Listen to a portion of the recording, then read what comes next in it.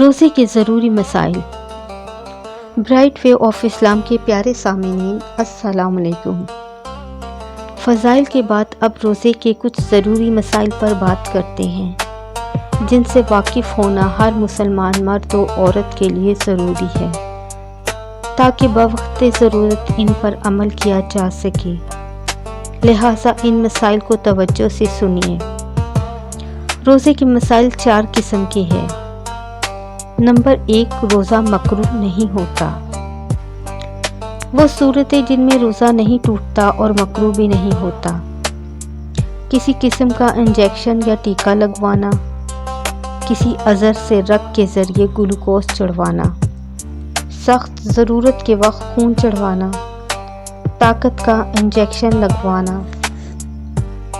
ایسی آکسیجن دینا جو خالص ہو اور اس میں ادویات کے اجزاء شامل نہ ہو، کلی کرنے کے بعد منہ کی تری لگنا، اپنا لعاب دہن جو اپنے منہ میں ہو نگل لینا، البتہ اسے منہ میں جمع کرنے اور نگلنا نہ چاہیے۔ ضرورت کے وقت کوئی چیز چکھ کر تھوک دینا، ناک کو اس قدر زور سے سڑک لینا کہ حلق کے اندر چلی جائے، دانت اس طرح نکلوانا کہ روزہ بے خطرہ ہو جائے اور خون حلق میں نہ جائے، دانتوں سے نکلنے والا خون نگل لینا بشرطے وہ لعاب دہن سے کم ہو اور منہ میں خون کا ذائقہ نہ معلوم ہو، نکسیر پھوٹنا، چوٹ وغیرہ کے سبب جسم سے خون نکلنا، کسی زہریلی چیز کا ڈسنا، مرگی کا دورہ پڑنا، بواسیر کے مسوں کو جن کا محل عموماً پاخانے کی جگہ کا کنارہ ہوتا ہے، طہارت کے بعد اندر دبا دینا، حلق میں بلا اختیار دھواں، گرد و غبار یا مکھی وغیرہ کا چلے جانا، بھول کر کھانا پینا یا بھول کر بیوی سے صحبت کرنا، اگر جمع کا اندیشہ نہ ہو تو بیوی سے بوس و کنار کرنا، سوتے ہوئے احتلام، غسل کی حاجت ہو جانا، کان میں پانی ڈالنا یا بے اختیار چلے جانا، خود بخود قے آنا، آنکھوں میں دوا یا سرما لگانا، عطر یا پھولوں کی خوشبو سونگھنا، دھونی دینے کے بعد اگربتی اور لبھان کی خوشبو سونگھنا جبکہ ان کا دھواں باقی نہ رہے، رومال بھگو کر سر پر ڈالنا اور کثرت سے نہانا، بچے کو دودھ پلانا، پان کی سرخی اور دوا کا ذائقہ منہ سے ختم نہ ہونا۔ نمبر 2، روزہ مکروہ ہو جاتا ہے۔ وہ صورتیں جن میں روزہ ٹوٹتا نہیں ہے مگر مکروہ ہو جاتا ہے۔ ٹوتھ پیسٹ، منجن، دنداسا اور کوئلہ وغیرہ سے دانت صاف کرنا جبکہ اس کا کوئی جزو حلق میں نہ جانے پائے، نفس کے بے اختیار ہو کر صحبت ہو جانے یا انزال ہو جانے کا خطرہ ہو تو بیوی سے بوس و کنار کرنا، معانقہ کرنا اور ساتھ لپیٹنا، بلا ضرورت کسی چیز کو چبانا یا چکھ کر تھوک دینا، غیبت کرنا، لڑنا جھگڑنا اور گالی گلوچ کرنا، خواہ کسی کو گالی دے یا بے جان چیز کو، خون دینا، فسد کرنا، اپنے منہ میں تھوک جمع کر کے نگلنا، بلا عذر رگ کے ذریعے گلوکوز چڑھوانا۔ نمبر 3، روزہ ٹوٹ جاتا ہے۔ وہ صورتیں جن میں روزہ ٹوٹ جاتا ہے اور صرف قضا واجب ہوتی ہے،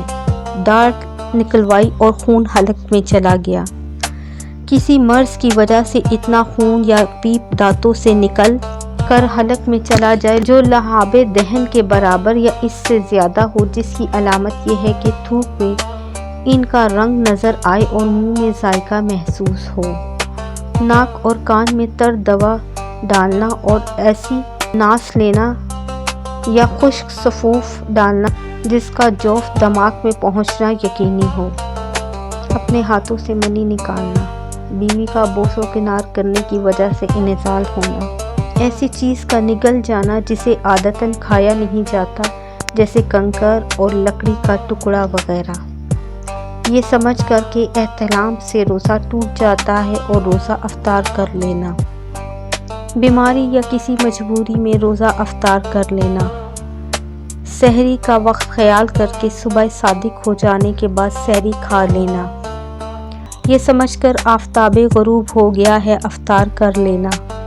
گھوڑا دوڑانے سے شرمگاہ کو حرکت ہوئی اور انزال ہو گیا، اس سے روزہ نہیں ٹوٹتا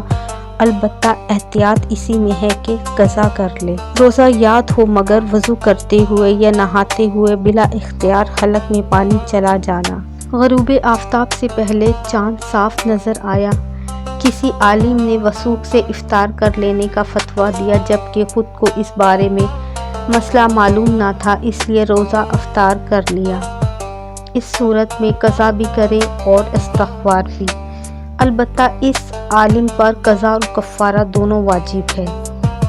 قصداً منہ بھر کر کہہ کر لینا۔